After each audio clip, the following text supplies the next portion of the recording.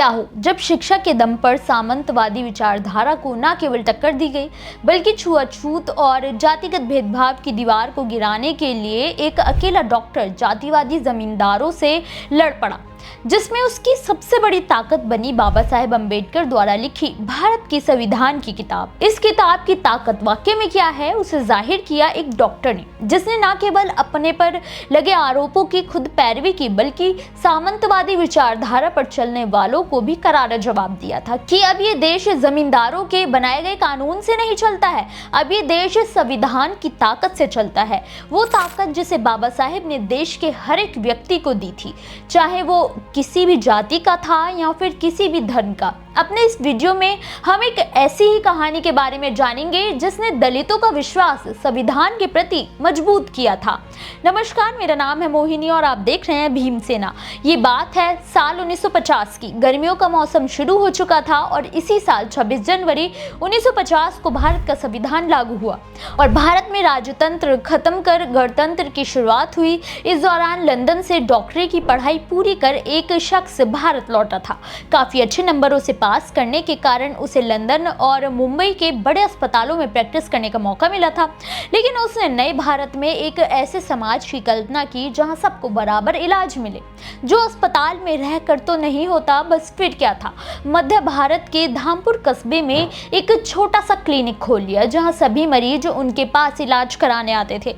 इस डॉक्टर का नाम था अविनाश, जो स्वयं एक सवर्ण जाति से थे, लेकिन शिक्षा की बदौलत वो जातिगत भेदभाव के सख्त खिलाफ थे। दलितों और पिछड़ों की स्थिति से वाकिफ होने के कारण उन्होंने बेहद कम पैसे में ही उनका इलाज किया।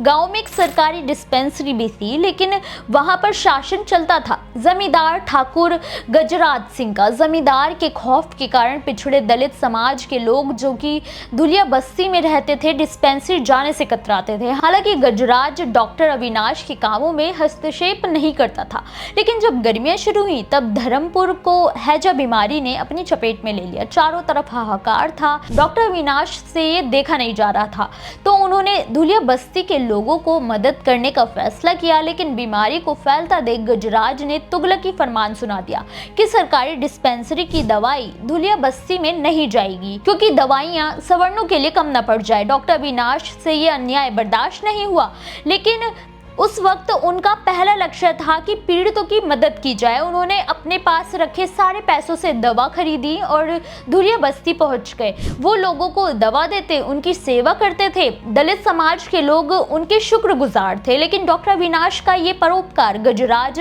से देखा नहीं गया और उसने अपने गुंडों को भेजकर धमकी दी कि वो धुलिया बस्ती के लोगों की मदद ना करें, नहीं तो परिणाम अच्छा नहीं होगा। लेकिन डॉक्टर अविनाश ने बिना डरे जवाब दिया कि वो जमींदार के अनुसार काम नहीं करेंगे, क्योंकि उनके लिए हर मरीज की जान की कीमत बराबर है और सरकारी डिस्पेंसरी पर कब्जा करके वो उन पर राज नहीं कर सकता है। जल्द उसका सच कानून तक भी पहुंचेगा। गजराज डॉक्टर अविनाश की इस घोषणा से तिलमिला गया। उसने सीधा उन पर मानहानि, सरकारी दवा का दुरुपयोग, अधिकार क्षेत्र में गैर कानूनी क्लिनिक खोलने और सार्वजनिक शांति भंग करने जैसे कई आरोप लगा दिए। पुलिस डॉक्टर अविनाश को ले गई और मामला कोर्ट तक पहुंच गया।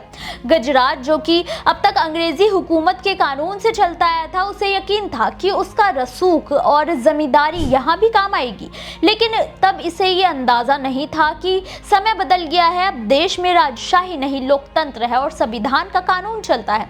सुनवाई शुरू हुई। गजराज के वकील सामने आए और उन्होंने डॉक्टर अविनाश के खिलाफ बोलते हुए कहा कि गजराज एक रसूखदार और इज्जतदार व्यक्ति है। डॉक्टर ने अवैध रूप से क्लिनिक खोला, डिस्पेंसरी की दवा का इस्तेमाल निजी लाभ के लिए किया था।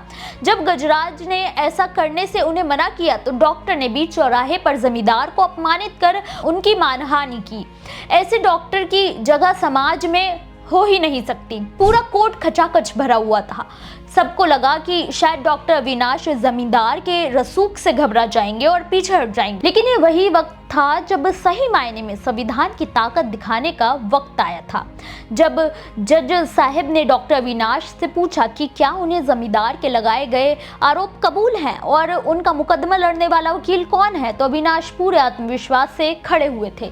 उन्होंने कहा कि वो सच्चे और सही हैं, इसीलिए अपना मुकदमा वो खुद लड़ेंगे। और यहाँ से डॉक्टर ने शुरू की अपनी दलील। अविनाश ने एक नीले रंग की छोटी सी किताब अपनी जेब से निकाली और पूरे कोर्ट में दिखाते हुए कहा कि ये बाबा साहेब अम्बेडकर द्वारा लिखी गई संविधान की किताब है, जिसने उन्हें वो ताकत दी है जो जमींदार की मनमानी के बदले उसे सजा दिलाएगी। उन्होंने कहा कि वो इस बात को स्वीकार करते हैं कि उन्होंने अपनी मर्जी से मरीजों का इलाज किया था और ठाकुर का बीच चौराहे पर विरोध कर अपमान भी किया था, लेकिन क्या वो वाकई में शांति भंग करना और मानहानि था? उन्होंने संविधान में हर नागरिक को मौलिक अधिकार दिए हैं, जिसमें अनुच्छेद 1991 कहता है कि हर व्यक्ति को अपनी बात कहने और अपने विचार रखने की आजादी है। जमींदार ने गरीबों के लिए लाई गई दवाइयों को कब्जे में ले लिया था और धुलिया बस्ती के लोगों को मरने के लिए छोड़ दिया, तो उसके खिलाफ आवाज उठाना अपराध नहीं, उनका अधिकार है। रही बात सरकारी डिस्पेंसरी के दायरे में क्लिनिक खोलने की बात, तो अनुच्छेद 19(1)(g) ने ये अधिकार दिया है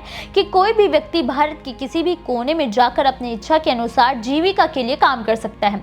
उसके लिए उसे किसी की भी इजाजत की जरूरत नहीं है। ये हर एक भारतीय का मौलिक अधिकार है। अनुच्छेद 14 के अनुसार सब एक समान होते हैं, तो फिर दवाई के बंटवारे में भेदभाव क्यों? अनुच्छेद 21 भारत के हर किसी को जीने का अधिकार देता है, फिर उसे छीनने का हक किसने दिया? डॉक्टर अविनाश ने हर कार्य को संविधान के दायरे में रहकर किया था, जिसका नतीजा ये हुआ कि उनकी दलीलों ने पूरे कोर्ट में सन्नाटा बिखेर दिया था। जज साहब ने फैसला सुनाया कि डॉक्टर अविनाश ने देश को संविधान की असली ताकत से रूबरू कराया है। उन्होंने बताया कि अब नया भारत है, यहाँ न्याय के खिलाफ आवाज उठाना अपराध नहीं, उनका संवैधानिक मौलिक अधिकार है और जमींदारी और सामंतवादी नीतियां खत्म हो गई हैं। डॉक्टर ने जो भी किया वो उनका मौलिक अधिकार था, इसीलिए उन्हें बाइज्जत बरी कर दिया गया और गजराज पर दवा की कालाबाजारी करने का मामला चलाया गया। पहली बार समाज के दलितों पिछड़ों को ये एहसास हुआ था कि न्याय सबके लिए समान हो गया है, जो गलत करेगा वो सजा काटेगा। यहाँ अब जाति देखकर नहीं, गुनाह देखकर फैसला किया जाएगा। डॉक्टर अविनाश का मामला संविधान की ताकत का जीवंत उदाहरण था।